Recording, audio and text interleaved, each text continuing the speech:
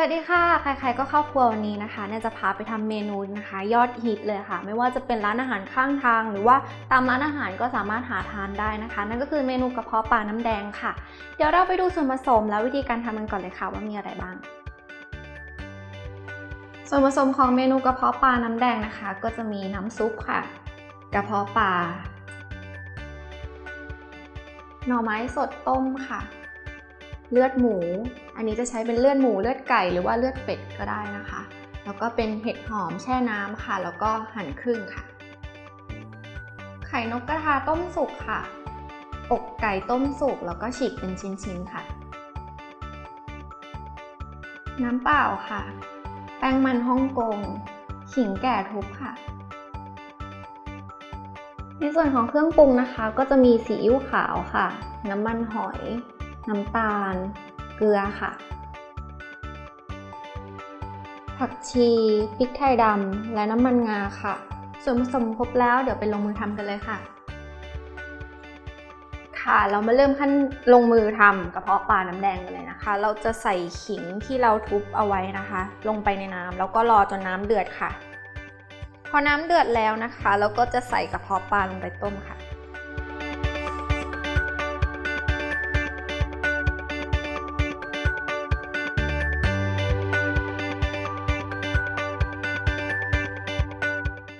พอได้ประมาณนี้นะคะให้ตัวกระเพาะปลาอมน้ำจนขึ้นฟูแบบนี้นะคะก็ใช้ได้แล้วก็เดี๋ยวเราเอาไปบีบน้ำออกนะคะแล้วก็หั่นเป็นชิ้นๆค่ะ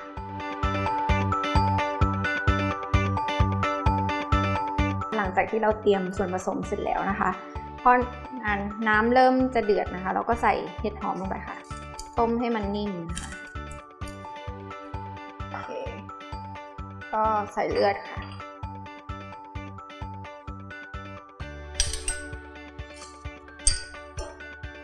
แล้วก็เดี๋ยวจะตามด้วยกระเพาะปลานะคะไอตัวกระเพาะปลานี้นะคะเราเอาไปต้มเรียบร้อยแล้วแล้วก็ใส่ลงไปเลย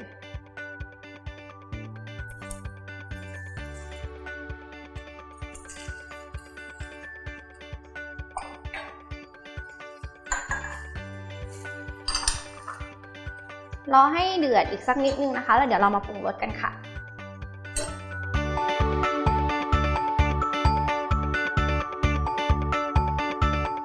พอตอนนี้นะคะเริ่มเดือดแล้วนะคะเราก็จะมาปรุงรสกันค่ะด้วยน้ำมันหอยนะคะซีอิ๊วขาวค่ะน้ำมันงาเพิ่มความหอมค่ะน้ำตาลค่ะแล้วก็พริกไทยนะคะก็คนให้เข้ากัน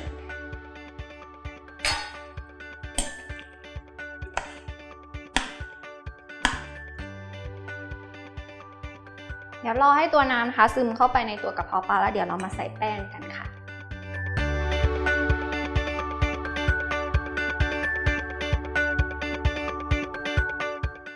แล้ว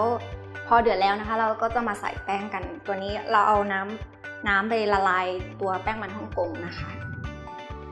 ก็ใส่ลงไปเลยค่ะใส่ไปด้วยคนไปด้วยนะคะเอาความข้นตามที่เราต้องการเลย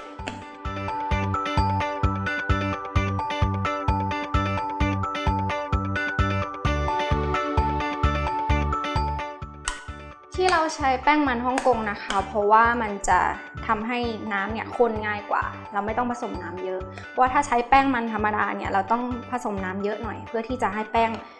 ตัวกระเพาะปลาเนี่ยมันข้นนะคะเนี่ยค่ะใส่นิดเดียวใส่แป้งมันนิดเดียวตัวกระเพาะปลาของเราก็เริ่มข้นแล้วค่ะ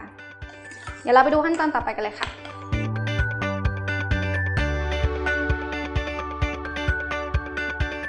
มาถึงขั้นตอนสุดท้ายแล้วนะคะเราก็จะใส่ตัวหน่อไม้สด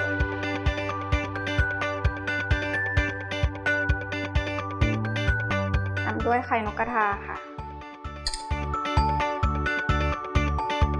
ตามด้วยเนื้อไก่ฉีก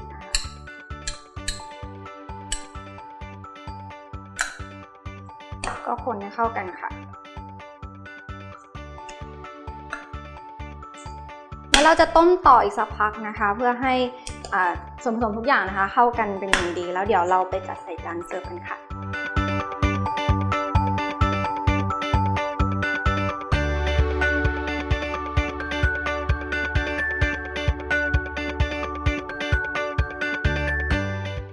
ค่ะพอจัดใส่จานแล้วก็จะหน้าตาเป็นแบบนี้นะคะเดี๋ยวเราจะโรยด้วย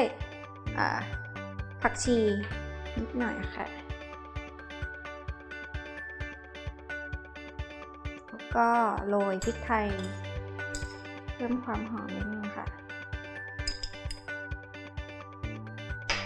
เสร็จเรียบร้อยแล้วค่ะสำหรับเมนูกระเพาะปลานะคะถ้าใครอยากเพิ่มความอร่อยนะคะก็สามารถใส่เป็นจิ๊กโชว์นะคะซอสเปรี้ยวหรือว่าเป็นน้ำส้มก็ได้ค่ะเป็นเมนู